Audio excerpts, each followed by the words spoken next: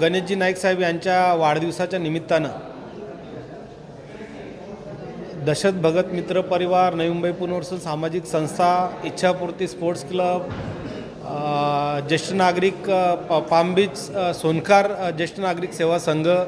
महिला मंडळ, असं जवळजवळ रिक्षा युनियन, असं कामगार संघटना, अशा सर्वच नानांच्या वरती प्रेम करणारे सर्व संघटना, सर्व पदाधिकारी आणि कार्यकर्ते यांची काल 11 तारखेला काल बैठक झाली आणि बैठकीमध्ये ठरलं की 100 उपक्रम राबवून नवी मुंबई शहरातल्या नागरिकांना सेवाभावी किंवा सामाजिक उपक्रम राबवून त्यांना न्याय देण्याचा प्रयत्न नाईक साहेबांच्या वाढदिवसाच्या निमित्तानं करण्याचं नियोजन कालच्या बैठकीमध्ये ठरलं आणि आज त्या पद्धतीनं प्रेस कॉन्फरन्स घेऊन आपल्यासमोर त्या कार्यक्रमाची रूपरेषा मांडण्याचा प्रयत्न आज या ठिकाणी होत आहे। जसं शहरामध्ये काम करत असलेले विविध घटक ज्याच्यामध्ये रिक्षा चालक असतील, मग रिक्षा चालकांमध्ये पण काही महिला आहेत, काही ज्येष्ठ नागरिक आहेत जे आजही आपलं घर चालवण्यासाठी रिक्षा चालवतात, मग त्यांच्यासाठी योजना जी आहे त्या महिन्याला त्यांना 10,000 रुपये महिना भेटतो। मग त्यांचं ते फॉर्म भरून त्यांना ती योजनेचा लाभ कसा मिळेल,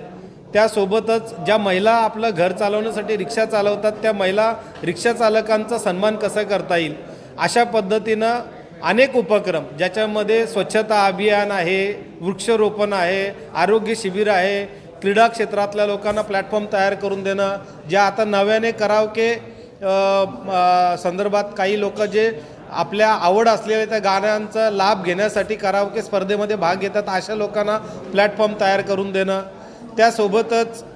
प्रभागातल्या अनेक असे काही समस्या असतील त्याचे निवेदनं महानगरपालिका स्तरावर, MSEBच्या स्तरावर, PWDच्या स्तरावर किंवा सिडकोच्या स्तरावर अशा अनेक अंगानी ज्या लोकांचे प्रश्न आपल्या सोसायटीच्या समोर, सोसायटीचा असेल किंवा सोसायटीच्या बाहेर असेल, अशा अनेक लोकांची निवेदनं त्या डिपार्टमेंटला कशी देता येतील। त्यासोबतच आपल्याला माहिती आहे की आपल्या विभागामध्ये अनेक असे शाळा कॉलेजेस आहेत ज्याच्यामध्ये लहान पोरांमार्फत चित्रकला स्पर्धा किंवा निबंध स्पर्धा भरून त्यांना ही त्याच्यामध्ये सामावून कसं घेता येईल। अनेक असे शाळा आणि प्ले ग्रुप्स आहेत त्यांना प्रथमोपचारचं किट त्यांना कसं देता येईल, अशा अनेक उपक्रम आम्ही हे 100 उपक्रम असे याच्यामध्ये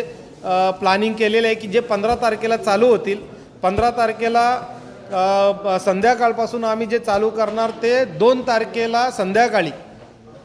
समारोप